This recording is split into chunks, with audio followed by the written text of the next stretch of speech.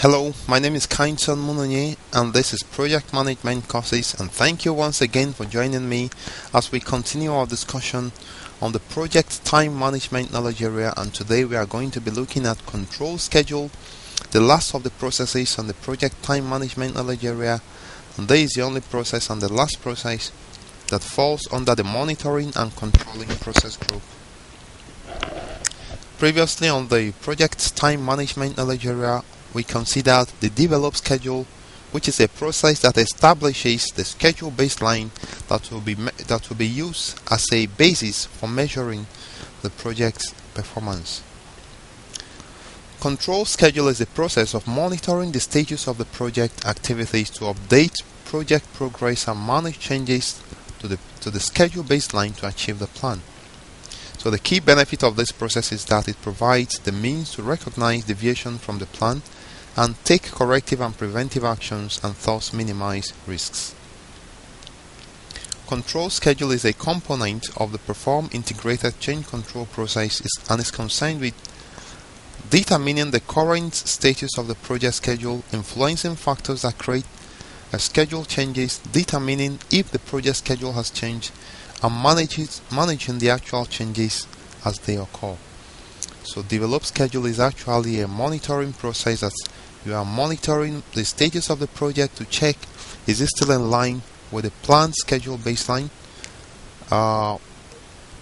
Control schedule is concerned with, this is when we are dealing with agile process whereby planning is going on as the work is also going on.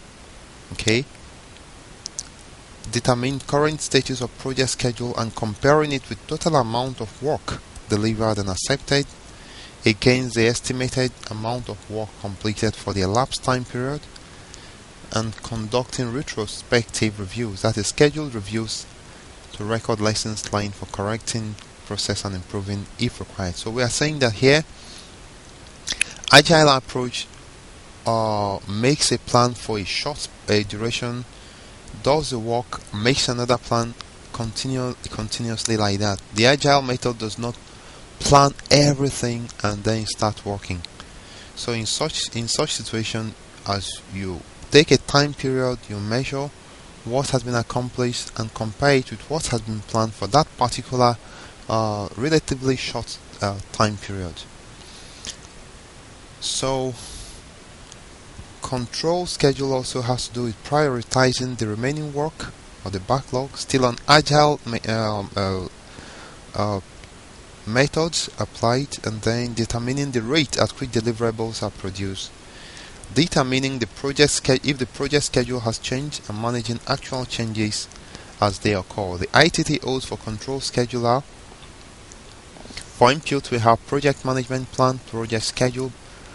As usual, let's play the game of trying to find out where these inputs are coming from. Project management plan comes from plan project management, which is a planning process under the project integration management knowledge area. I think I got it.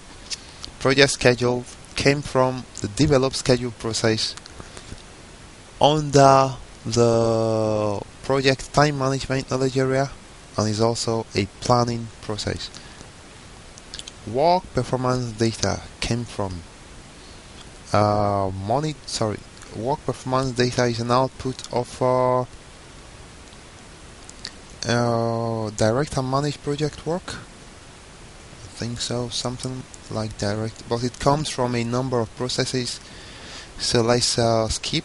Project calendars comes from estimate activity resources. Schedule data comes from the develop schedule process, and of course we have organizational process assets. For control schedule we have performance reviews, project management software, resource optimization techniques. We've discussed that before. Resource optimization techniques are resource smoothing and resource leveling modeling techniques like what if scenario analysis and simulation. Leads and lag, schedule compression like crashing and fast tracking, scheduling tools. Outputs of the control schedule are work performance information, schedule forecast, change requests, project management plan updates, project document updates, and organizational process assets updates. Let's now take a look at these items. We need project management plan to control schedule. Why? Because it contains the schedule management plan and the schedule baseline. So the project management plan or the schedule management plan describes how the schedule will be managed and controlled. The schedule baseline serves as a reference point or basis to compare actual results and determine if a change has occurred, to determine if corrective preventive action is required or even a defect repair. We need the project schedule to control schedule because it refers to the most recent version with notations to indicate updates, completed activities and started activities of the indicated data date. We need work performance data to control schedule because the work performance data are information that has to do with the progress of the project at a point in time, like which activities have started their progress, which activity has finished, etc. etc. Project calendars helps us to know at which work periods activities resources are available. Okay, it helps us to calculate schedule forecasts, and of course we need schedule data or supporting, and which includes supporting details for the project schedule. Project schedule data and supporting details might include number of work periods, start and finish dates, activity, predecessor and successor, etc. We need organizational processor sites to control schedule because things like formal and informal schedule related policies, procedures and guidelines might have to be followed in course of controlling schedule. Let's now look at the tools and techniques for control schedule. One of them is performance reviews. Performance reviews is used to compare and analyze schedule performance such as actual start and finish date, percent complete and remaining duration of work in progress. Some of the tool and performance review techniques might be trend analysis, the critical path method, critical chain method, earned value measurements. Let's now discuss these items one after the other. Trend analysis examines project performance over time to determine whether performance is improving or deteriorating. Graphical analysis techniques are valuable for understanding performance to date and for comparison to future performance goals in the form of completion dates.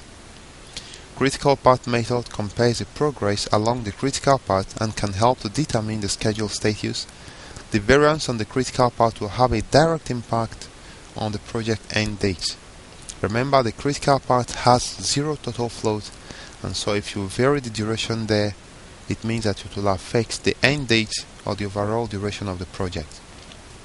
Evaluation of the progress of activities near the critical path can also help you identify risks. Critical chain methods helps you to compare the amount of remaining buffer to the amount of buffer needed to protect the delivery date and can help determine schedule status. Remember that there are three kinds of buffer we discussed here. We have the duration buffer, the project buffer, and the feeding buffer. Then we have earned value measurement. This is schedule performance measurements such as schedule variance and performance index (SPI). They are used to assess magnitude of variation to the original schedule baseline, and that can be used to control schedule because it gives insight on what might need to be done to bring the schedule back into the baseline. Important aspects of schedule control include determining the cost and degree of variance relative to the schedule baseline, estimating the implications of those variances for future work to completion, and deciding whether corrective or preventive action is required. Alright, another tool and technique is project management software. It might be scheduling tools, it might be some software that can be used. So for instance, you might know about Microsoft Project, you might know of Primavera. All of them are project management softwares that can be used to control schedule. Resource optimization techniques like resource leveling and resource smoothing. Remember, resource leveling will always cause the critical path to change, while resource smoothing will only vary the activity start date within the float and will not affect the critical path. Modeling technique, what if scenario analysis, simulation can also help us in controlling the schedule. Leads and lags, I've discussed this one before. Maybe you pause and read through, or maybe you watch my previous video on develop schedule. Another tool and technique is schedule compression, which is fast tracking or crashing. These are the two. But take note that crashing is used when there is when adding resources will help bring the schedule back on track. So when you fast track, you are adding resource to bring the schedule back to the baseline. Fast tracking is used when the activities can be performed in parallel. These techniques can lead to risk and may lead to rework. Scheduling tools is also another tool and technique that might be used to control schedule. Alright, so let's now take a look at the outputs of this control schedule process. Work performance information. For instance, the calculated schedule variance and schedule performance index, time performance indicators for WBS components. So work performance data can be analyzed, contextualized, and provide work performance information that can be used in decision making. Schedule forecasts are estimates or predictions of conditions and events in the project future are based on information and knowledge available at the time of the forecast. Forecasts are updated and reissued based on work performance information provided as the project is executed. The information is based on project's past performance and expected future performance and includes earned value performance indicators that could impact the project in the future. Change requests. Of course, change requests might be necessary when you are controlling the schedule. So if there is a change that have to be made to either bring the schedule back to the baseline, planned baseline, a change request might have to be created, and this will be processed through the integrated change control. And change requests might be in form of preventive actions, which is changes that will eliminate the probability of negative schedule variances. Another output is updates the project management plan. For instance, the schedule baseline might have to be updated, schedule management plan and cost baseline might have to be updated. Project document might also have to be updated. For instance, the schedule data, the project schedule and the risk register and other relevant documents might have to be updated. Policies, causes of variance, historical data and other organizational process assets might also have to be updated in the course of control schedule. So this is where we are wrapping it up on control schedule process. As usual, I'll take you back to the ITTOs page so that you spend some time getting used to the ITTOs. I'd like to thank you very much for joining me in this presentation. I would like you to join me in my next presentation as we will begin our discussion on the project costs management knowledge area.